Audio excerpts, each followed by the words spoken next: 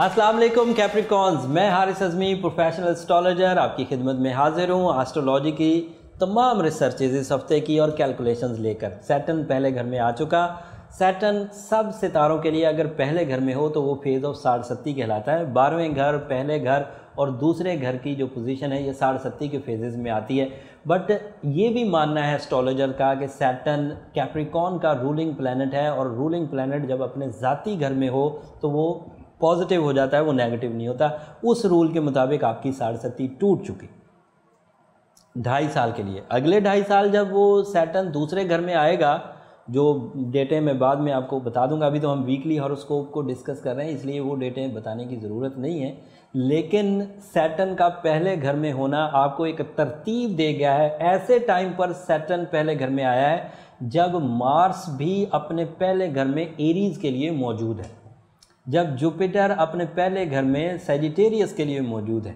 वहाँ सैटर्न जो आपका रूलिंग प्लैनेट है आपके भी पहले घर में अवेलेबल है, जिससे सोलर सिस्टम में ज़्यादा फ्रेंडली एटमॉस्फेयर प्रोड्यूस हो रहा है जो वक्त की साइंस को आपके लिए फेवरेबल कर रहा है। तो कैप्रिकॉन्स के लिए ये हफ्ता काफ़ी मुस्बत चेंजेस लेकर आएगा, लॉसेस को रिकवर करेगा, गम को दूर करेगा, नेगेटिव थिंकिंग को दूर करेगा। और दूसरे फ़ायदे जो होंगे उनका ताल्लुक़ होगा चौथे घर से। वहाँ मार्स मौजूद है। चौथे घर भी तालीमी काबिलियत का, एक्सपीरियंसेस का, डिसीजंस का, बेसफुलनेस का, मिशनफुलनेस का घर है और वहाँ पर मार्स, वहाँ वो भी मुस्बत है। 12th हाउस में जुपिटर है।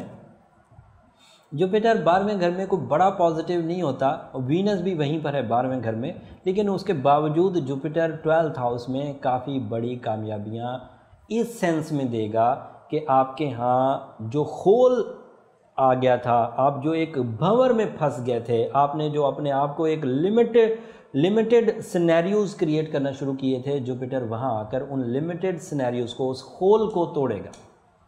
और वीनस की वहाँ अप्रोचेज़ आपकी खोई हुई सलाहियतों को वापस लाएगी, स्पेशली आपके बात करने का, आपकी प्रेजेंटेशन देने का जो मामला था, जो उलझ कर रह गया था, मुसलसल नाकामियों ने आपको अंदर से खोखला कर दिया था, वो अब वापस लौटेगा। वीनस यहाँ बहुत ताकतवर नहीं, लेकिन बहरहाल जितना ताकतवर है उतने तो फ़ायदे मौजूद हैं। इस 12वें घर की वजह से आपको स्पिरिचुअल सेक्टर के कुछ एडवांटेजेस मिलेंगे। आपको गहराई से सोचने का मौका ज़रूर मिलेगा। आपको अपने बुरे वक़्त से जो सबक मिले हैं उनको सही अंदाज से अपनी ज़िंदगी में जगह देने का मौका मिलेगा। जुपिटर की इस पोजीशन की वजह से आपके ख्वाब भी हकीकत का रूप धारेंगे। जो ख्वाब आएंगे, एक तो इस्तिलाहन बोलते हैं ना कि मेरे ख्वाब सच हो रहे हैं, वो तो इस्तिलाह है कि मैंने जैसा सोचा था, जैसा प्लान किया था वैसा कामयाब हो गया। एक होता है कि जो रियल ड्रीम्स होते हैं वो जो मैसेज देंगे वो हकीकत में ज़िंदगी में आएगा, तो ये भी एक पॉसिबिलिटी। उसके अलावा जुपिटर के 12वें घर में होने की वजह से जो लॉस एरिया है, जिसकी वजह से आपकी नॉलेज डंपी सी हो गई थी, आपकी याददाश्त पर मनफी असर आया था, जुपिटर वहाँ पर भी पॉजिटिव हो जाएगा। अगला हफ्ता ग्रहण का है। हो सकता है जनवरी के अगले हफ्ते से आपको बहुत बड़े एडवांटेजेस हासिल ना कर सकें, लेकिन वो शॉर्ट टर्म डिसएडवांटेजेस हैं, वो अगले हफ्ते बयान करेंगे। लेकिन जो पोजीशन सैटर्न की पहले घर में आई है ये बहरहाल पूरा लंबे अरसे तक चलेगी। डेटें अभी मुझे डिफ़ाइन नहीं है, इसलिए मैं उसकी डेटें आपको बता नहीं रहा हूँ, लेकिन बहरहाल मुस्बत है। सैटर्न छोटा सितारा नहीं है, लंबा चलेगा।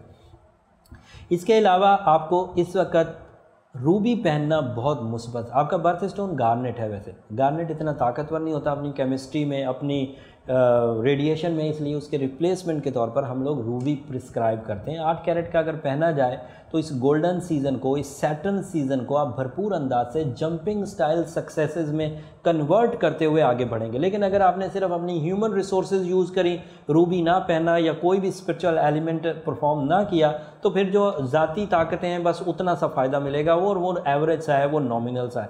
When you wear the ruby then it is a catalyst, ये अमल अंगेज़ कहलाता है। और इस अमल अंगेज़ की वजह से आप अपने ह्यूमन एफर्ट्स को भी और साथ में इस कैटलिस्ट को भी, इस अमल अंगेज़ को भी यूज़ करके कुछ एक्स्ट्रा रिवॉर्ड्स, कुछ एक्स्ट्रा एडवांटेजेस, कुछ एक्स्ट्रा प्रॉफिट्स, कुछ एक्स्ट्रा रिस्पेक्ट हासिल कर पाएंगे।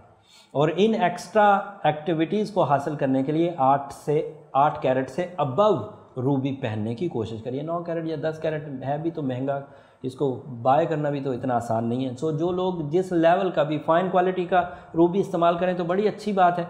अगर फ़ाइन क्वालिटी नहीं भी इस्तेमाल कर पाए तो साउथ अफ्रीकन या जो हमारे हमसाया मुल्क से आता है ये भी इस्तेमाल करें, ना होने से तो बेहतर है, बट जो अफोर्ड कर सकें वो अच्छी क्वालिटी का रूबी ही पहने। उम्मीद करता हूँ ये वीडियो आपको पसंद आएगी और इस इन्फॉर्मेशन को आप अपनी ज़िंदगी में सही फ़ैसलों के लिए इस्तेमाल करेंगे।